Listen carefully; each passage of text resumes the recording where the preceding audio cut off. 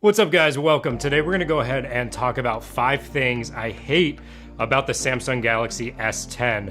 Let me start off this video by saying it's a great phone. However, there are things I want you to be aware of as potential consumers that stood out to me, both hardware and software aspects, where I really wish Samsung would step it up. Whether it be in a future update, if it's software, or the next gen phone, if it's hardware.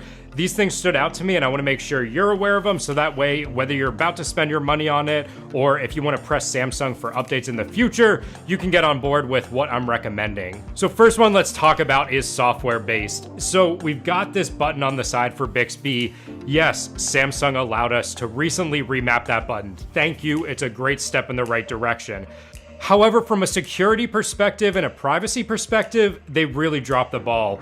So when you actually go into the settings menu and go to this Bixby key, well, before I can even remap that key, I actually have to accept their privacy policy. Let's go ahead and take a look at that real quick, right? Scrolling down, you'll see that they are gonna collect device and app information, such as we may obtain information about your usage of Samsung and third-party apps and services on this device, such as installed apps, played music, visited websites, and searches.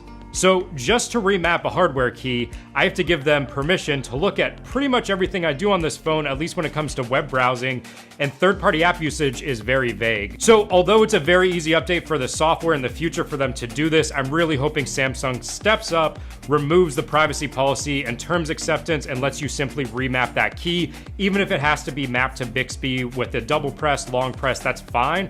Let me map it to something else with a single press without giving you all that personal information out of my life. Number 2, and I've actually got a pretty good solution for this out of the box, is I've found this from other YouTubers, so it's nothing new that I'm necessarily coming up with from scratch. However, the whole UI interaction on the phone itself can be made much faster. Whether it's launching apps, whether it's simply opening and closing windows, bringing up your recent tasks, it's all very easy to modify and make it much faster. And what you have to do is enable developer mode first. So we're gonna go into the settings, we're gonna go to About Phone if you don't have this enabled already. From there, we go to software information, and then the build number you're gonna tap. I believe it's 5 times. Keep tapping, it'll actually give you a countdown. You enter your password. At that point, developer options are enabled. So at that point then, we're gonna go ahead in the developer settings, we're gonna scroll down about 2/3 of the way, and you'll see transition animation scale, animator duration scale, and window animation scale. And I set all of these to 0.5. So 0.5 is actually half as much time. It may sound counterintuitive, 2x seems like it should be twice as fast, it's the opposite. So once you've set it to 0.5, everything's just gonna be much faster here. So you'll notice the app drawer, opening and closing folders. Once we have apps open, if we're closing out of them, everything's just gonna be a lot snappier. And all it is software just tweaking it so those animations take half as much time. It's an easy UI setting and it makes a big difference on your daily usage. All right, so we're gonna set the phone aside real quick and talk about number 3, which is the charger. Why are you still using USB-A to USB-C, Samsung? It's 2019. Pixel's been giving us USB-C to USB-C chargers. We're in that ecosystem where everything's finally switching over, and having this just really annoys me. So easy. Please, in the future, switch to a USB-C charger and a full USB-C to USB-C cables. Most laptops, if not all nowadays, have that port. Anything we want to hook up, charge, is probably going to have USB-C anymore that you're buying. So just make the switch, dive in, and let's go full USB-C. Next one we're going to talk about is, again, hardware. And it's something, unfortunately, they can't change in software in this update, but I'm hoping the next phones will use this. And that's the overall haptic engine inside of the phone. Pixel 3 has a great haptic engine. It feels like a button press when you press the keyboard, when you unlock the phone, when you're navigating the system. iPhone by far has the best haptic system. I realize they have patents and different advantages in that sense, but Samsung's been using the same haptic engine. You could see this in Jerry Rig Everything's teardown. Just upgrade it. It doesn't feel great when you're using the keyboard. If you're coming from a Samsung device, you're not gonna hate it. But if you're coming from an iPhone, you're coming from a Pixel, it's very noticeable.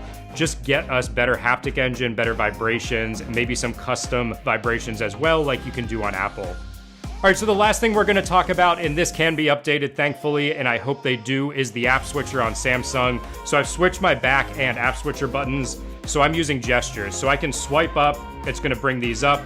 What I don't like is when I'm on a web page or I'm on an app, if I swipe up, it automatically jumps over to that next app.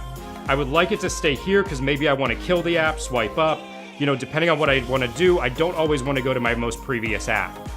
The one thing they did carry over from Pixel, which I really like, is you can actually just swipe your home button and it's going to scroll through things. So I do like this a lot. However, I found, especially compared to Pixel, it's very hard to choose a specific app. So I may bounce around accidentally, end up on Google Now, and I ended up on Bixby instead. So not that good, but I do love that gesture. It's very easy to use and awesome. So I'm really hoping they just kind of tweak it a little bit better. That's also where haptic feedback can come into play. To tie it back to our last tweak, is that you can have each app pop a little bit more, and then you're very clearly knowing which app you're on and which one you're switching between.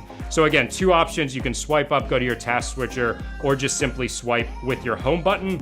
Both work well, but could be tweaked a little bit. I want to turn it off so it doesn't always, if you're in an app, go to the previous app without me telling it to. Small things here, but again, it's easy to update through software, allows the customization. That's why I use Android. All right, so that being said, guys, those were 5 things I hate about the Samsung S10. I'm using it as my daily driver. I do like the phone overall. I'm just hoping these improvements come in the future or future models as well. So stay tuned for upcoming tests against the Pixel 3 and iPhone XS Max. I'm definitely going to throw this against both for photos, videos, and audio tests like we've done in the past. I can tell you already, I've done some preliminary testing with both, and I was very impressed by the S10. I'll let you guys judge the outcomes for yourself, but at least in some direct sunlight shots with the sun right behind buildings or directly on the lens, I was very impressed with what this thing was able to do. So stay tuned for those. If you guys haven't already, consider subscribing. If you have any questions, post them in the comments below. As always, it's been a pleasure, and I'll see you next time.